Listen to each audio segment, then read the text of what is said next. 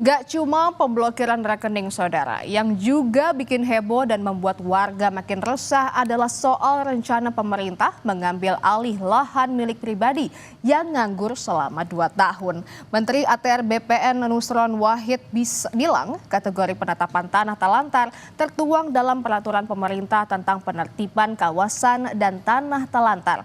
Namun, penyitaan tanah terlantar hanya berlaku bagi status kepemilikan hak guna usaha, hak guna pakai, hak pengelolaan dan tidak berlaku untuk status tanah yang bersertifikat hak milik. PP 20 tahun 2021 bunyinya begini Pak, kami jelaskan Pak, tanah Bapak punya HGU atau HGB, sejak ditetapkan HGB ditetapkan tahun 2020, selama 2 tahun ini Bapak nggak ngapa-ngapain, nanem enggak, nyangkul enggak, nyentuh enggak, itu bisa berpotensi ditetapkan diusulkan menjadi tanah telantar. Atau yang kedua, tanah ini HGB-nya atau HGU-nya ada habis. Ya kan, karena habis, sampai 2 tahun tidak mengajukan, itu berpotensi juga dijadikan tanah telantar. Tapi kalau sifatnya SHM tidak bisa.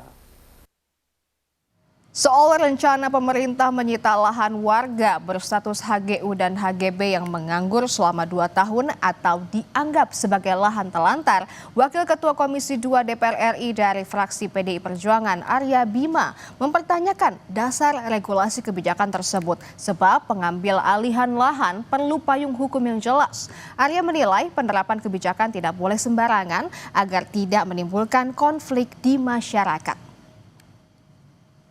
Positifnya bagaimana